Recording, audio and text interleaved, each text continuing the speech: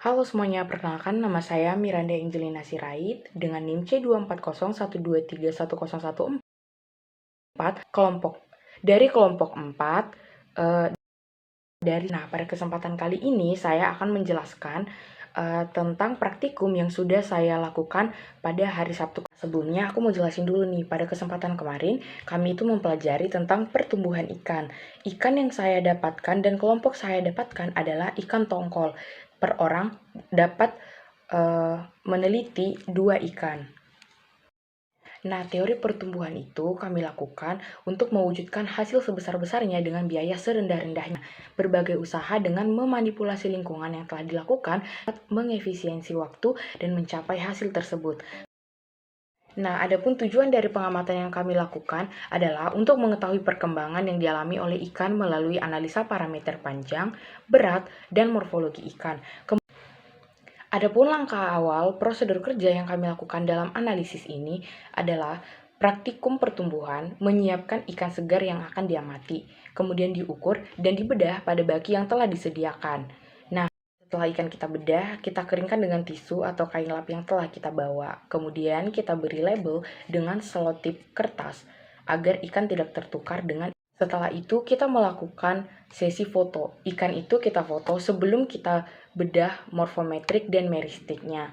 Nah, setelah data morfometrik dan meristik ikan sudah diamati dan dicatat, maka kita melakukan pembedahan yang selanjutnya. Akan kita sampel gonad, usus, dan juga lambung dari ikan tersebut. Kemudian sampel tersebut kita masukin ke dalam botol sampel dan kita awetkan. Kita beri formalin 10% untuk gonad ikan, untuk dari gonad tersebut untuk menentukan jenis. Pada saat saya melakukan praktikum, jenis kelamin yang saya temukan pada kedua ikan yang telah saya adalah betina TKG 2. Usus yang diambil adalah usus yang memiliki fisik yang bagus dan tidak rusak. Kemudian usus tersebut kita simpan ke dalam botol sampel, lalu kita berikan alkohol ataupun formalin untuk mengawetkan dan kita gunakan untuk praktikum selanjutnya.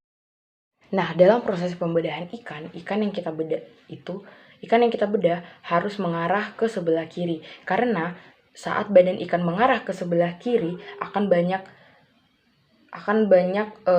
organ-organ yang terlihat. Karena organ-organ ikan itu banyak terlihat di sebelah kiri. Nah, untuk membedah ikan ini sendiri, kita akan melakukan cara yang sangat pelan karena badan ikan ini rentan rusak, sehingga kita harus memotongnya secara halus untuk mendapatkan sampel apa yang ingin kita ambil. Pada ikan, jangan lupa untuk mengukur bobot ikan tersebut. Bobot ikan yang telah kita ukur kita catat. Itu dilakukan kepada sampel ikan pertama dan sampel ikan kedua. Setelah kita membedah ikan, kita akan mengambil gonad, kita akan mengambil usus dan juga lambung. Jangan lupa untuk mengukur dan juga menimpa besar berat dari sampel tersebut. Untuk gonad kita masukkan ke dalam satu botol sampel, untuk usus dan lambung kita satukan ke dalam satu botol sampel, dan jangan lupa untuk memberikan label pada botol sampel tersebut, dan jangan lupa untuk mencatat hasil pengukuran dari gonad dan usus serta lambung tersebut. Nah, kemudian saya akan menjelaskan tentang pertumbuhan populasi. Pertumbuhan populasi adalah pertambahan dalam satu satuan waktu. Pertambahan ini dipengaruhi oleh kelahiran dan kematian serta migrasi.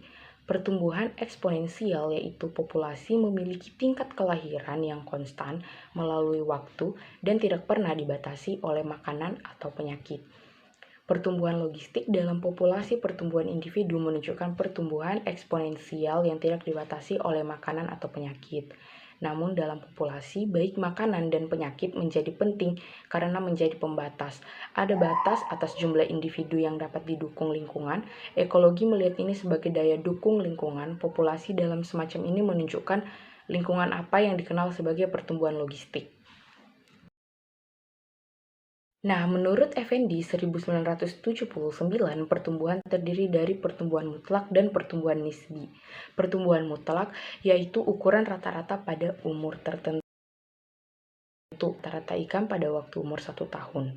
Pertumbuhan nisbi yaitu panjang atau berat yang dicapai ikan dalam satu periode waktu tertentu dihubungkan dengan panjang atau berat awal periode tersebut.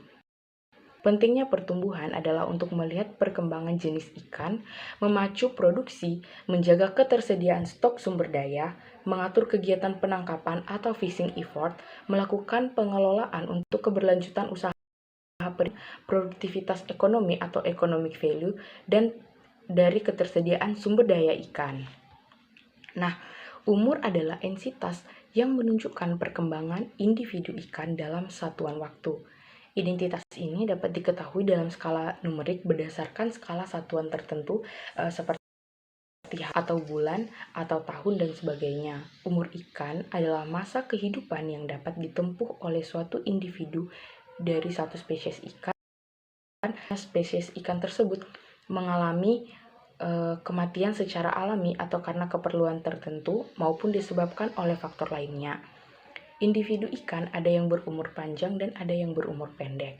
Ikan-ikan yang memiliki umur panjang, adapun parameter pertumbuhan menurut model von Bertainley umumnya dapat ditentukan berdasarkan hasil analisis regresi linear last square terhadap data length age yang tersedia berdasarkan hasil pendekatan beberapa model matematika. Nah, umur ikan dapat diduga berdasarkan interpretasi penyebaran frekuensi panjang ikan, contoh yang diperoleh secara periodik. Analisis data umur pada bagian ikan yang keras, dan interpretasi data tagging and recapture. Khusus di daerah tropis, metode interpretasi frekuensi panjang ikan, contoh paling banyak diterapkan. Metode ini menggunakan teknik pergeseran modus modal class progression analysis. Nah, kemudian untuk SOP pada saat praktikum Sabtu kemarin, SOP pribadi yaitu kertas A5 putih bergaris, pulpen biru, jas lab bersih, masker, name tag MSP, alat bedah 1 set, botol jar 6 buah untuk tempat sampel, hand sanitizer 1 buah, tempat makan plastik 750 ml 1 buah, wadah baki 1 buah, sheet, penggaris bening 2 buah, sarung tangan latex 1 pasang, spidol hitam kecil 1 buah, dan juga buku catatan.